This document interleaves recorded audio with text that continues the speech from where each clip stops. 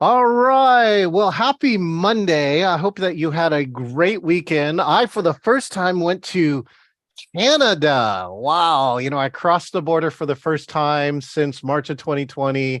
I got to meet with 16 other business owners in an amazing 7-bedroom house that overlooked the water. You can actually see America from the piece there because it was in White Rock. And it was uplifting knowing that we're beginning the new year, making new connections and looking about how businesses who are doing great things can do even more great things, especially if they collaborate, and which leads me to this next guest. You get a chance to see in this interview, right? I got to meet this amazing woman through our good friend Tyler Paris, right? Tyler Paris, a chief of staff expert, and I just became one of her fans as I got to watch her go through a cohort with other people. Since then, she has become the VP of People, right, at a company called Designity, and she is super passionate around virtual meetings. And so let's meet the one and only Joy. Hold on, Joy. I got to do this, right? I have to bring you in with the music. I can't only give you a subpar. I have to give you a premium introduction, which requires me pushing at least one more button. Okay, let's bring in the one and only VP of People, Joy Banfield. Hi, Joy. Hi, John. Don't you miss those intros? Oh, yes. Oh, and I got the premium one, right? Made sure to get that. I would never give Joy any kind of compact or economy intro. I could only give you premium, right? Because you have high standards, Joy. Oh, absolutely. Yeah. Absolutely. That's what it's all about. So good to see you. And I love that too. this Joy too, by the way, has specialized in that's a quilt, right? If I got it right on your background. You do. Yep. One of my hobbies, and it's something I've done ever since probably the first week of the pandemic, 2020. Can you say a little bit more about this one? Because this is the first time for me seeing it. So I see a little bit yellow, or I see the black Yeah. circle. This one actually, it's my brand logo. I'm sure it's flipped because I probably mess up my camera, but it's a D, and it's part of our. This is our company logo is the D with a circle through it because it's all about design, and then the circle comes in because it's a community.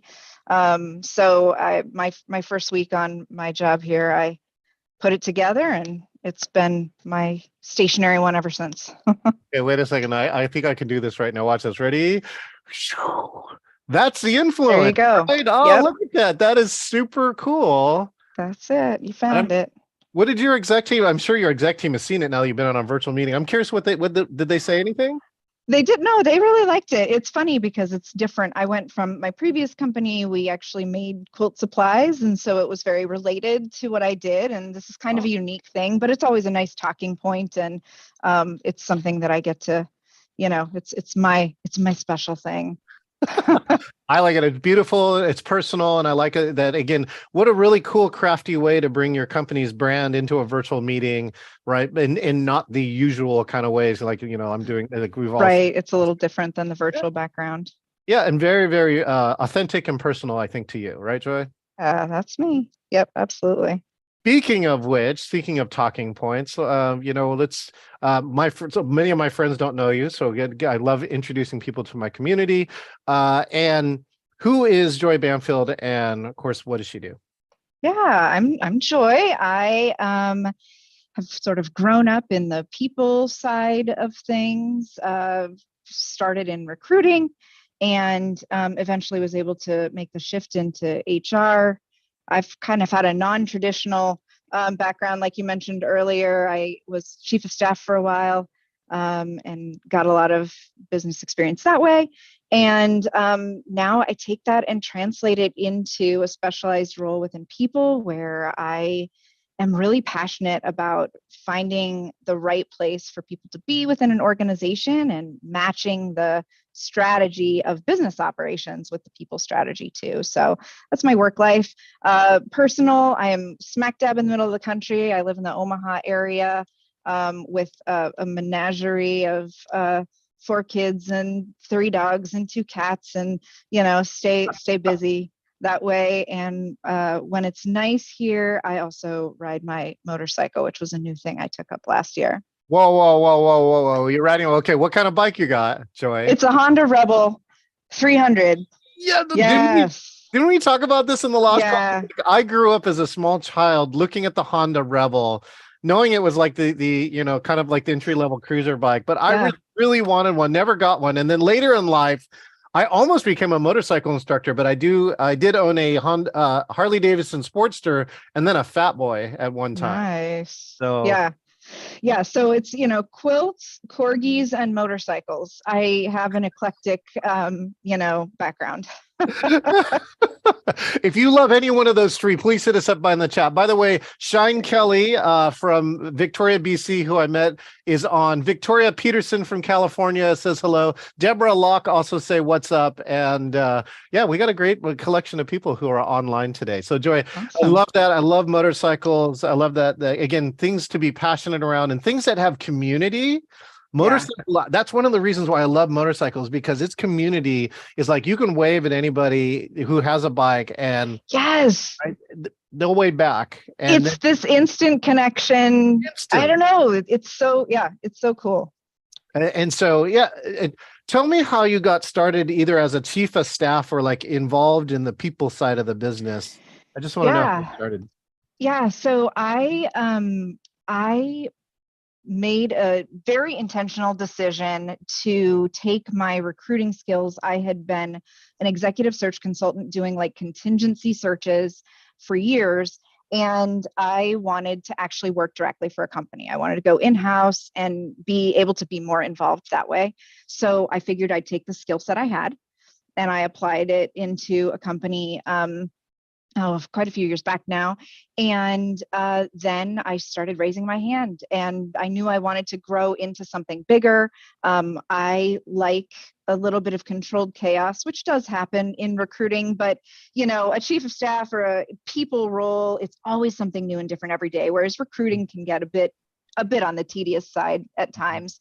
So I knew I wanted to grow that into something different. And so I started raising my hand, and I did random projects that weren't necessarily even related to my job in recruiting. I did shift differential projects or some sort of pay review projects. And I just started getting involved. And that's been kind of the theme of my career is say yes when you can.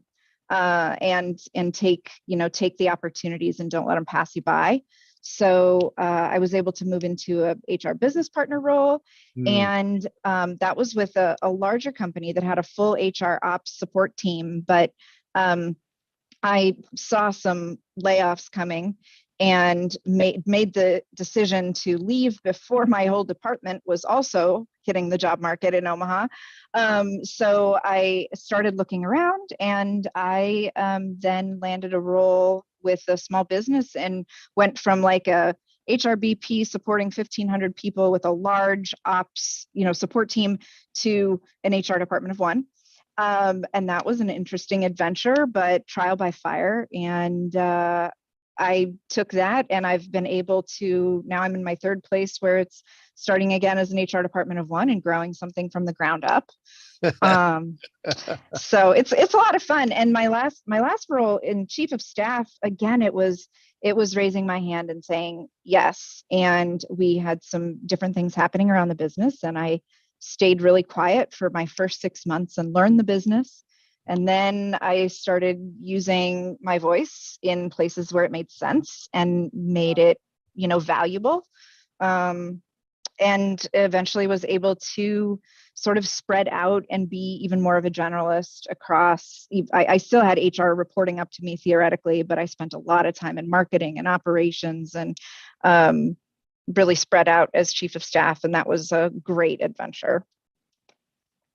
So I got so many points. This is so great. This is why I love these interviews. We only have three questions, but there's like Joy like knows how to feed the conversation. Like number one, I want to share this great quote. You said use your voice, right? Raise your hand too. I just thought it kind of leans on the, lean in of the Sheryl Sandberg piece of here, which is especially too, if you're at a point in your career where you think you're getting bored or you're like, raise your hand, even if it's like something you don't want to do or you're not really interested.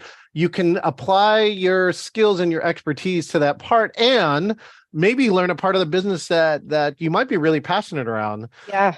And the second one I got to give you on the voice part, I just want to give this back to you. You know Allison Felix, right? She's the Olympian, Mm-hmm. right? And she left because she had a baby, and then she actually turned down a Nike sponsorship because they wouldn't support her, like in this part. And Yeah. I got a chance in an online conference to hear her speak, and she gave, I thought, one of the great best voice quotes of the year, which is, "You can use your voice even if your voice is shaky." I love that. And I just thought, I can relate to that. oh, say more then. Now I'll let you run with that. Yeah. I mean, I think when you say shaky, if your voice is shaky, I think of nerves and being anxious and not necessarily being the most experienced person in the room to talk about something, but that doesn't necessarily mean you don't have anything to say about it.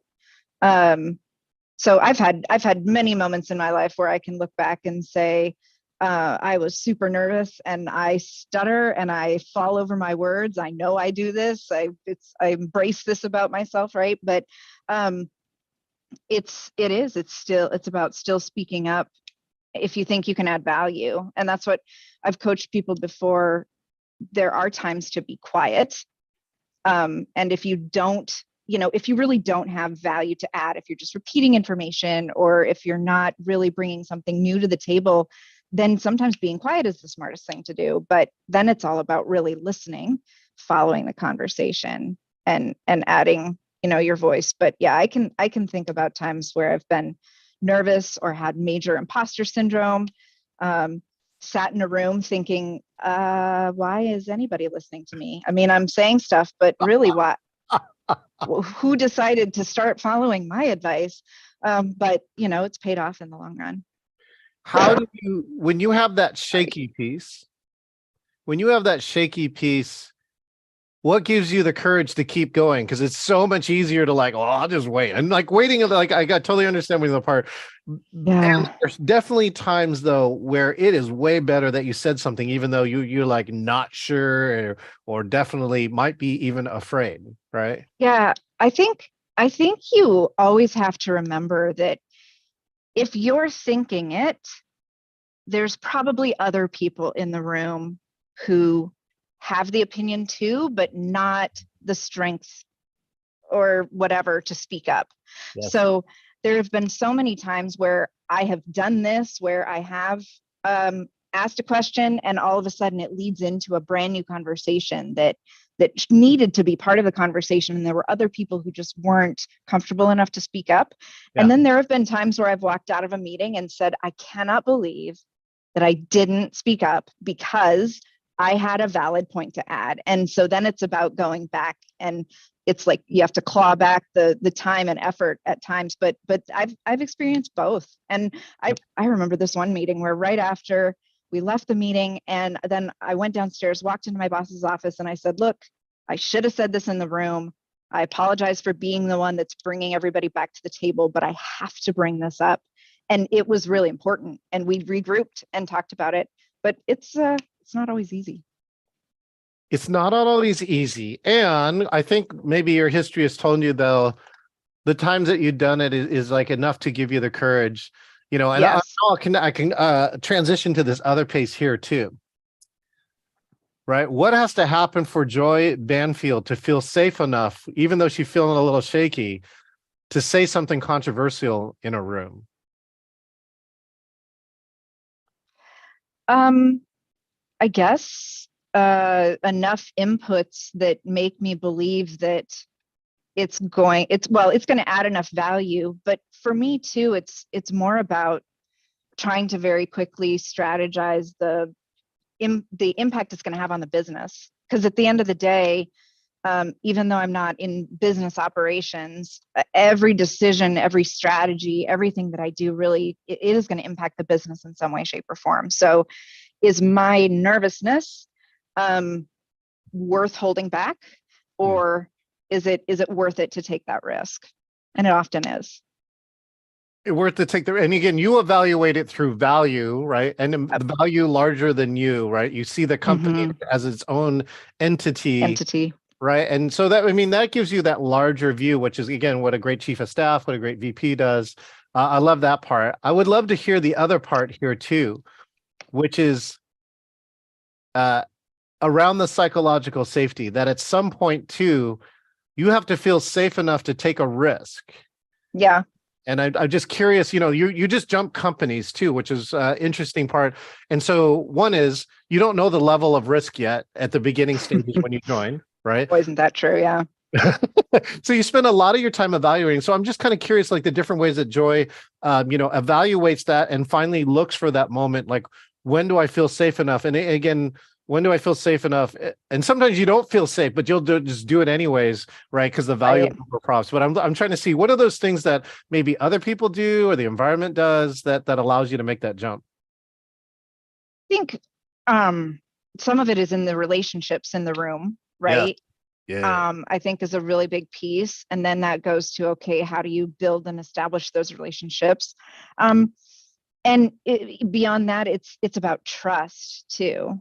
And do the people in the room all ascribe to the fact that we are human, which means sometimes we make mistakes, which means sometimes we say dumb things, which means that there's enough chance that you're adding something valuable or good that that taking that risk is worth it. And we all make mistakes, and sometimes we try to hold ourselves to these unreasonable standards of, yeah, I can't risk saying something stupid, or nobody trusts me enough here to do this. But at the end of the day, we're all human, and it's worth it once you have established and built out those relationships. But it's about the people in the room, really. Yeah, they have to support that in some way, shape, or form, even if they don't agree, which is okay. Right. Like I'm okay at a place like I'm going to say something. I'll usually preface that I'm about to say something controversial. Yeah. And then people, I know, at least for me, I attended this meeting. There's 16 totally new people. I never met most of these people. And you sit around and you spend a good, portion of your time evaluating where you are with all these people, and they're doing the same for you. Do I like what this person says? Are they representing value? Are they a neat community, a clean communicator? Are they rambling on? Are they taking too much time? All those things are all playing into factors, and it's really interesting to do that. Speaking of playing a factor, two people are here. Robert Nellums, who actually is in charge of the Seattle Center, is peeking in, and my good friend Terry Onyastak, who's been a meeting professional for over 20 years and a past president for MPI, is also here. No pressure, Joy. No pressure. No pressure. Okay. So thank you for that. And let's continue on that track, right? So where is your company, Designity, in its virtual, presence? In other words, what's happening on your side? Is like a lot of your stuff still virtual? Are you actually a remote employee? I'd love to hear what you. Yeah, we're remote first, so we don't even have an office space anywhere.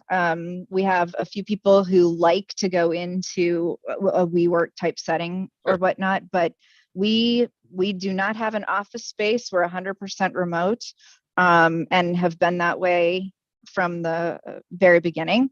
It was interesting, like you said, I recently moved here, and this was the first company that I have ever done remote onboarding with. And from the people side of things, it's a really different perspective, because I've onboarded people remotely. I've hired them. I've done the HR side of things, but I've never been through it myself.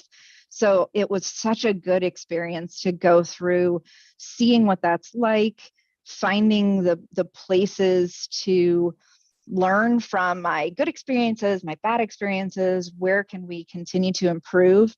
Because that's everybody.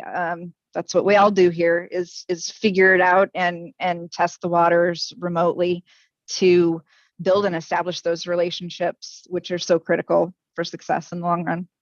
How long has the company been around then? Since 2015. So that's almost a decade, right? We're getting 8 years. Yep. Right. Yep. So it's been through different phases. We're in really high growth mode right now. We're positioned well. We're lucky enough to be positioned well to where we're seeing a lot of growth.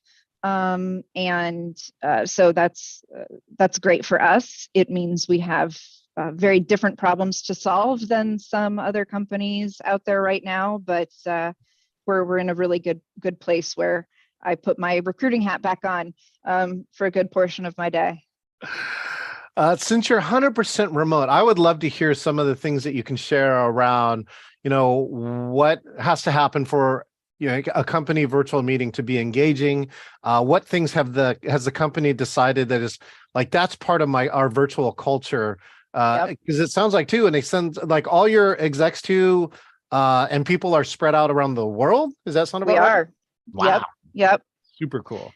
Yeah. And in fact, our COO is over in Europe, but she works primarily on like US hours, which obviously helps because you have to be able to find some hours of collaboration. But one thing that we do, because we are spread out, is company meetings, we put between like noon and 3 Eastern time. That way we're not pushing anyone in California to join a meeting at 6 in the morning, and we're not keeping anyone on the East Coast late in the evening. So company meetings, we try to have a specific collaboration time frame.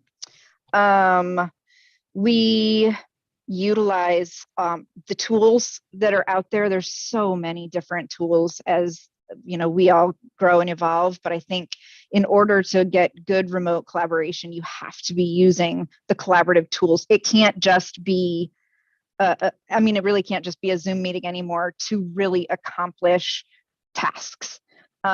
So we use collaborative asynchronous tools frequently. We do everything we can to eliminate useless meetings or just update meetings. We do a lot of Loom update videos for asynchronous work. So instead of, I might have issue XYZ I need to solve, so I need someone's input, instead of slacking them and saying, hey, do you have 15 minutes and interrupting their day, I'll put together a quick Loom video, share my screen, what's my issue, how can you help me solve it? And then when they have time, they can respond and help me solve this issue. So we work hard to be asynchronous. So then the meetings that we have need to be, impactful. Yep, you pull up Loom right there. This is an amazing tool. I think I get reports weekly saying like, you eliminated 9 hours of meetings this week by using Loom. It's super cool. And so we keep an eye on that and make sure that the meetings we do have are necessary, are adding value, are bringing results, that type of thing. Miro is another tool that we use for collaboration. That one was probably the most overwhelming, I thought, when I moved here, because it's so big. It's such a big tool. And there's so many different things you can do with it.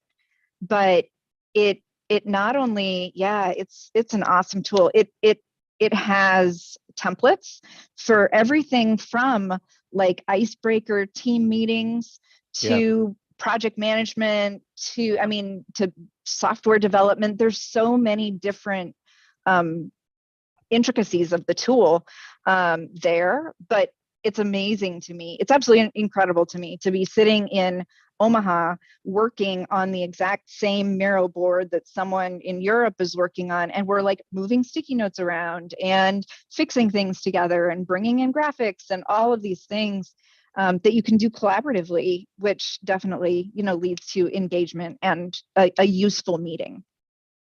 So that's really one of the pieces here too, is that it's where some meetings can actually be better virtually, right? Some of them, Oh that's what yeah. somebody was trying to explain, like that, going, all right, I still think the highest bandwidth is meeting personally, and I agree with that.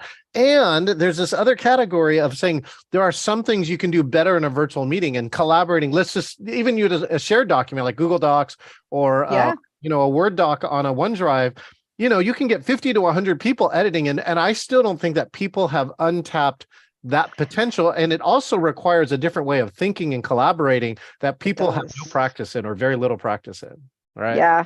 I think the in-person meetings are honestly, I think they're important for kind of the um, personal integration to some degree. Like when we're in real time with each other, it's easier to just talk. But I think you're right. It utilizes a different skill set to find ways to collaborate. And I think that skill set is just going to become more and more and more useful as time goes on. And I really believe that if you resist right now, if you resist the even starting with just a basic Zoom meeting, starting with integrating some of these tools, if you resist that, you are not setting yourself up for long-term success. And this is where I have this really cool concept. Like, I actually love your concept, by the way, of what they call collaboration time. Like, there's a company collaboration time, which is you establish a collection of hours that fits the majority of people, Yeah. and other people have agreed to, like, I'll suffer a little or whatever to get into the time zone, but it's made so that there's the least amount of friction during that time. I think that's a really Yep. important concept. But the other one is what I call digitally assisted living, which is like, when I give this people freak out about this, right? And by the way, you don't have to have this, but this is what I can do with this is like, I can have Joy Banfield's LinkedIn up here. This is Miro up here, right? And that's how I'm doing crazy stuff, like being able to show you Miro and myself at the same time. And, as people start to make this easier and get more used to saying what's possible with the tools, I think you will see collaboration like that. And that there will be companies and collections of people who will be able to collaborate at a faster speed because they are comfortable and know Absolutely. how to use all these tools, like Yeah. in that fast, right? I mean, honestly, I think it's the difference between people who were early adopters of email or instant messenger or those types of things versus the interoffice. Remember those old yellow interoffice memo Envelope. folders? Yes, the Yeah. envelope that you'd sign. Oh, this is from this department this time, right?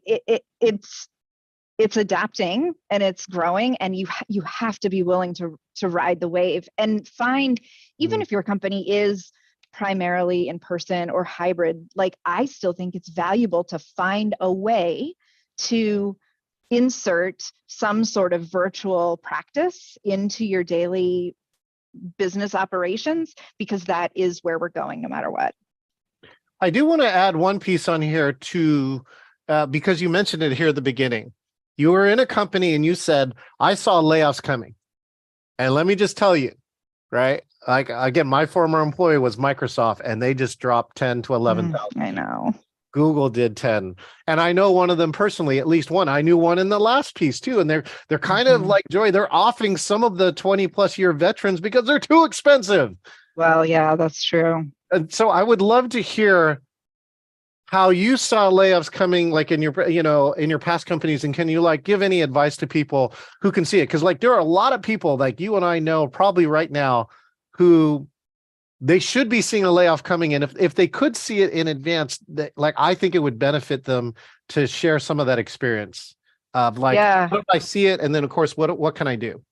Yeah, so some of it was just observation. Some of it was because I was in HR and I saw the conversations happening and I had particular insight. It hadn't yet hit my division, but I was involved in other departments.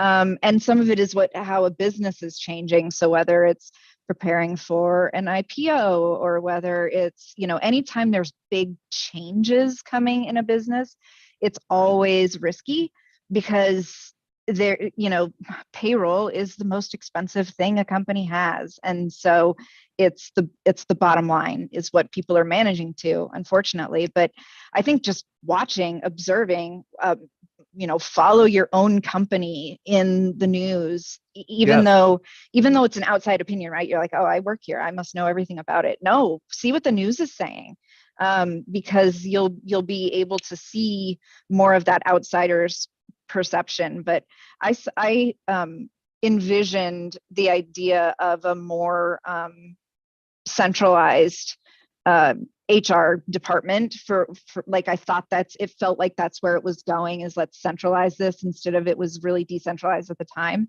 And so that's what was kind of a red flag to me of, well, let's start looking. And like I said, hit the market before everybody in my geographical area was also hitting the market.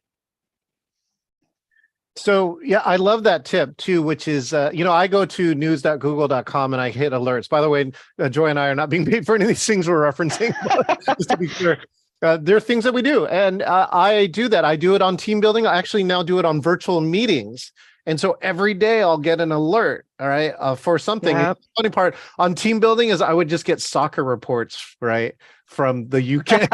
That's funny. I felt like Ted Lasso. It's like, that wasn't what I attended, but that's where the word team building comes up all the time. Right. But that's really useful. Like, shove your company name and put your own name in there. So you're basically Googling yourself, and you'll discover when your name got mentioned when you didn't know about it. I think that's really useful.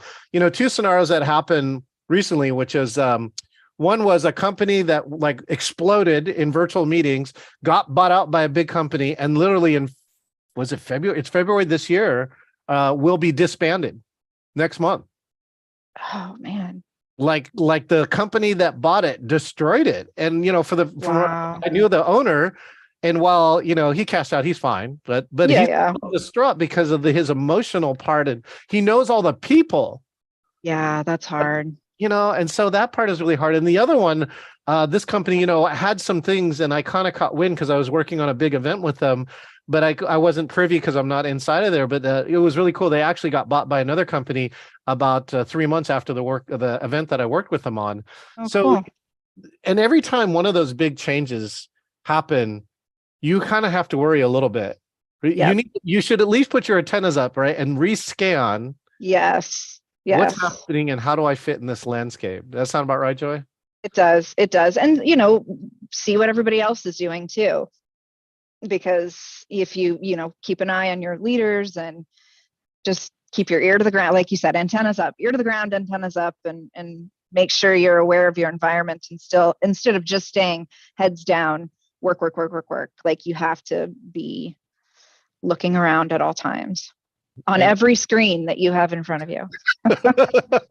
and that should be really key, like that. Like, did you love that too? Like, this is a real video. Somebody walked past my camera. Yes. I thought he screwed up the video, and now it's the most engaging part. Nah. Who was that? Who was it that So before I ask you a really cool question about what you see in the future, I do want to share, I think there's one other story that's around here about that looking around. When you have that heads up, I think that when you watch, I remember now, I actually got hired as, because I did team building prior to like meeting you and doing all this stuff in Virtual Land. And in team building, it was really crafty that this manager was able to create a team building event, which was really about two divisions coming together, but she was required not to tell them. So in the team building event, we designed in a scenario where the multiple teams eventually, if they were smart, had to come together by the middle of the event. And what it really was designing a team building event that was preparing all her people about something that she could not tell them. That is brilliant. I love that. Wow. And I don't feel right. That doesn't, like 2023, like again, 2020 and beyond required all of us to think differently. Yep.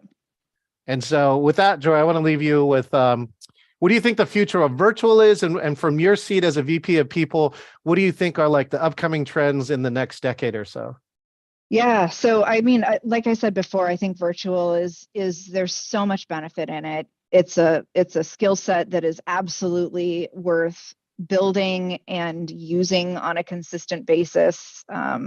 Watch the technology because things are changing. I think that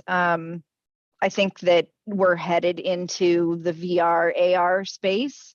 The next 10 years, gosh, 10 years is so far out there as far as technology jumps go that I couldn't even guess. I'd say like 3 years. We're going to be headed into the VR AR space, especially for remote companies. It's a tool that we dabble in here, and yeah, exactly. And I do love it.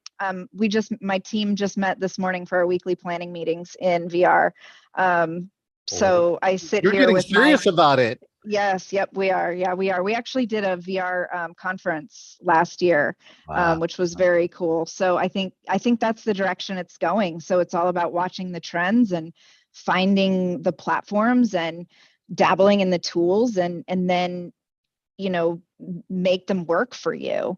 It's so easy to just do stuff because it works, but you have to keep your eyes open to doing new things that may feel a little bit uncomfortable, but thinking futuristically instead of historically. Here you go. Like if your hand is a little shaky on the mouse, right? Then figure out like channel a little joy and just do it anyways. Yeah, exactly. Uh, Exactly. and I want to just add on to this. People have asked me like, what am I going to do in 2023? And I think my number one piece of advice right now is embrace virtual. And virtual is still a part of your business, like you're not like you didn't return to 100% face to face, then you should up just even one thing. Yeah. Right. Like, I love Joy's background. You can tell, look, now she has lighting, right? She's got an incredible headset with great audio, whatever that is. If one of your pieces suck, like just fix it, like buy into it because it's not temporary anymore. I'm pretty sure it's full time for the majority of us. With the last thing, Joy, if only people only remembered one thing, what do you want them to remember from this interview? Let's see. Keep the future in mind because it's changing. Keep the future in mind. And of course, say yes to a whole bunch of stuff you And haven't. say yes to all the things. All the things. All the things. Joy, you continue. Like I know now every day, right? Every minute I get to spend with you, why I'm a Joy Banfield fan. So I'm cheering you on here from Seattle at all the time. I will take a few of your steaks, by the way. And if we ever get the opportunity to put two motorcycles in one place, I would love to go take a ride. So I love it. I love it. all right. Thank you, It was Joy. great to see you. Happy 2023 to you. You as well. All right.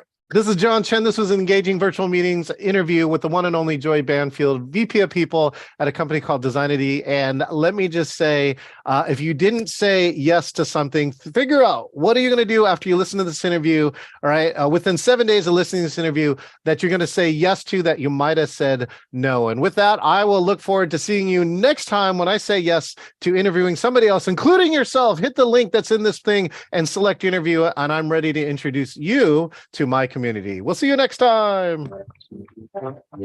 Don't stop people, people, show me your heart.